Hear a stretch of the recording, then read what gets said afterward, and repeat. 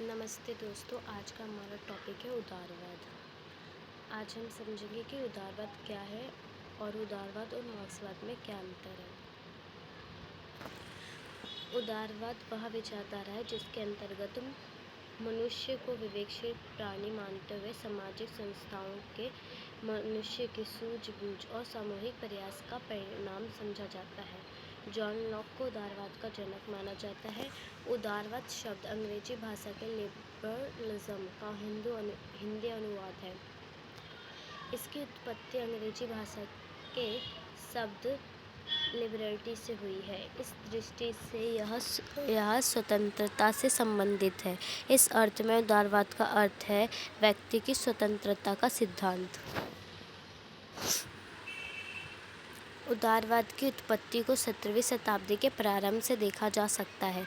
उदारवाद एक राजनीतिक और नैतिक दर्शन है जो स्वतंत्रता, शासित की सहमति और कानून के समक्ष समानता पर आधारित है। उदारवाद आमतौर पर सीमित सरकार, व्यक्तिगत अधिकारों, पूंजीवाद, लोकतंत्र, धर्मनिरपेक्षता, लिंग समानता और नस्लीय समानता और अंतर्राष्ट्रीयता का समर्थन करता है। उदारवाद का मूल सिद्धांत। उदारवाद विधि के शासन को उचित महत्व देता है। उदारवादियों का मानना है कि विधि के शासन के अभाव में व्यक्ति की स्वतंत्रता का हनन होता है और समाज में अराजकता फैल जाती है, जिससे बलवान व्यक्तियों के हितों का ही पोषण होने की प्रवृत्ति बढ़ जाती है। इसलिए उदारवादी सीमित सरकार तथा कानून के शासन को उचित महत्व देते हैं। उदारवाद ने राज्य के कार्य बताए हैं कि राज्य के क्या कार्य होने चाहिए, उनका क्या कार्य है, वो अब हम देखेंगे। आंतरिक शक्ति और व्यवस्था की स्थापना, बाहरी आक्रमण से देश की रक्षा, नागरिकों के बीच उत्पन्न विवादों का निपटाना आदि। समाज को शोषण से बचाने के लिए राज्य को हस्तक्षेप करना चाहिए। उदारवाद चाहता है कि व्यक्ति जिए और जीने दो को अपना आधार बनाए, ना तो वह आघात पहुँचाए और ना तो किसी भी प्रकार का आघात ना सहे।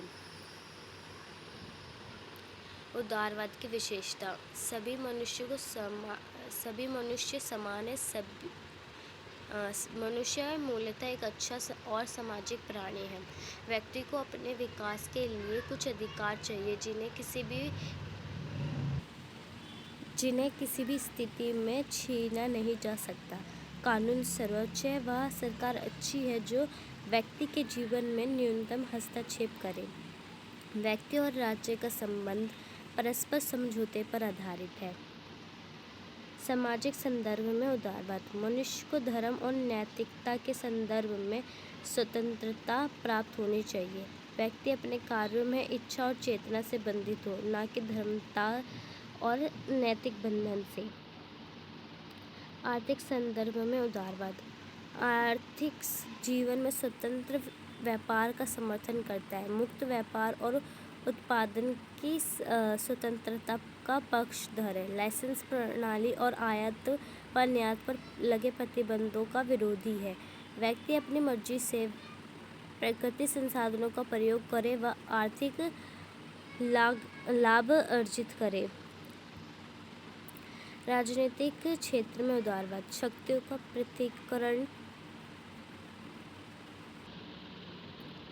शक्ति के पृथक्करण सिद्धांत स्वतंत्रता व निष्पक्ष चुनाव का समर्थन करता है। सार्वभौमिक व मताधिकार, प्रेस तथा न्यायपालिका की स्वतंत्रता का पक्षधर है। अल्पसंख्यकों के अधिकारों की रक्षा तथा विचारों व अभिव्यक्ति की स्वतंत्रता का समर्थन करता है। जो उदारवाद है वह यूरोप में जन्म लिया था। जो उदारवाद का जन्म हुआ था, जो विचारधारा है उदारवाद, वो यूरोप में जन्मी थी। यह सिद्धांत उदारवाद जो विचारधारा है वो सर्वप्रथम इंग्लैंड की 1888 की गौरवपूर्ण क्रांति तथा फ्रांस की 1789 की क्रांति का परिणाम माना जाता हैगा। तभी से ये जो विचारधारा है अस्तित्व में आई थी। अब हम देखते हैं उदारवाद और मार्क्सवाद में क्या अंतर है। उदारवाद, इनमें नागरिकों को सारे अधिकार और स्वतंत्रता प्रदान की जाती है।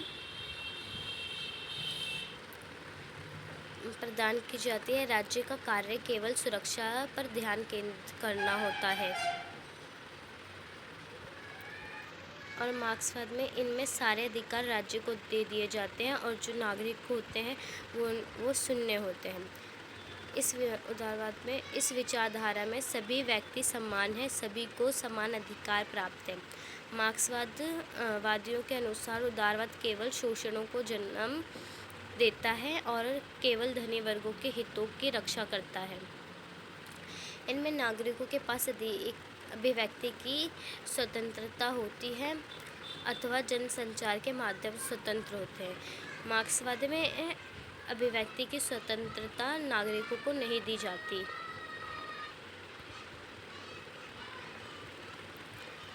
अब हम देखते हैं जो उदारवाद हैगा, जिसमें जो देश GST लेते हैं। आप अब देख सकते हैं कि ये पूरे ब्लू कलर में है और ये आप देखेंगे कि क्यूबा और नॉर्थ कोरिया को छोड़ के सारे अब देश पूंजीवाद को अपना रखे हैं। और जो पूंजीवाद है जो पूंजीवाद है सोवियत संघ के विघटन के बाद से ही बहुत प्रचलित हुआ हैगा। और मार्क्सवाद को अपनाने वाले 5 देश हैं: वियतनाम, चीन, नॉर्थ कोरिया, क्यूबा, लाओस। ये 5 देश हैं और इनमें सबसे बड़ा मार्क्सवाद को अपनाने वाला देश चीन है।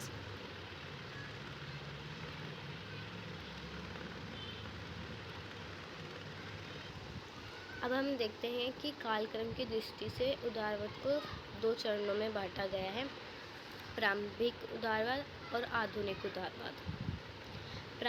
प्रारंभिक उदारवाद 17वीं शताब्दी से 19वीं शताब्दी के मध्यम तक का समय माना जाता है। इसे व्यक्तिवाद उदारवाद भी कहा जाता है। इसके समर्थक हैं John Locke, Adam Smith, Bentham, Spencer. ये जॉन लॉक की तस्वीर है। अब हम देखते हैं क्लासिकल उदारवाद की विशेषता। जो क्लासिकल उदारवाद है उससे प्रारंभिक उदारवाद भी कहते हैं, पुरातन उदारवाद और नकारात्मक व्यक्तिवादी शास्त्रीय उदारवाद भी कहा जाता है। तो आप कंफ्यूज मत होइएगा। अभी हम इसकी विशेषता देखते हैं। धर्म व्यक्ति का आंतरिक व निजी मामला है, व्यक्तिगत स्वतंत्रता पर बल देता है, राज्य का सीमित रूप स्वीकार करता है, निजी संपत्ति का समर्थन करता है। आप क्लासिकल की उदारवाद है जो उसमें जो वो कहते हैं कि आप निजी संपत्ति आप जितनी मर्जी रखें, उस पर कोई रोक टोक नहीं है, उस पर ये उस चीज़ का ये समर्थन करते हैं। आधुनिक उदारवाद को सुधारक उदारवाद भी कहते हैं, समसामयिक उदारवाद भी कहते हैं और सकारात्मक उदारवाद भी कहते हैं। क्योंकि जो क्लासिकल उदारवाद है उसमें जो कमियां हैं वो उदारवाद में हैगी, वो उदारवाद में सुधारा गया है। इसलिए उसको नकारात्मक उदारवाद भी कहते हैं, क्लासिकल उदारवाद को। 19वीं शताब्दी के उत्तरार्ध से वर्तमान तक जॉन गॉल बेंथम ने आधुनिक उदारवाद को औद्योगिक राज्य का सिद्धांत कहा है। इसके समर्थक हैं J.S. Mill, T.H. Green, Hobhouse, Laski, MacIver. इन समर्थकों ने राज्य के सकारात्मक कार्यों को स्पष्ट करके सकारात्मक उदारवाद को विकसित किया। जॉन स्टुअर्ट मिल की ये तस्वीरें। आधुनिक उदारवाद की विशेषता। यह सार्वजनिक हित के पक्ष में व्यक्ति की स्वतंत्रता में राज्य के हस्तक्षेप का समर्थन करता है। सकारात्मक उदारवाद में ही लोक कल्याणकारी राज्य की अवधारणा को जन्म दिया है और इसका पक्षधर है। निजी संपत्ति पर अंकुश व पूंजीपतियों पर कर लगाने के बात करता है। सॉरी, यहाँ पे मिस्टेक है, यहाँ पे बाद नहीं बात है। सार्वभौमिक वयस्क मताधिकार पर बल देता है। यह मुक्त बाजार व्यवस्था के स्थान पर मिश्रित एवं नियंत्रित अर्थव्यवस्था पर बल देता है। यह अल्पसंख्यकों को दलितों के विशेष हितों को विकसित करने पर बल देता है। उदाहरण पे हम देख सकते हैं भारत, जिसमें हम देखते हैं कि जो कुछ कार्य हैं वो सरकार के अंडर है और कुछ सेक्टर है जो प्राइवेट सेक्टर रहेंगे। Thank you for watching my video. Like और सब्सक्राइब करना मत भूलना। अगले वीडियो के लिए वेट करें।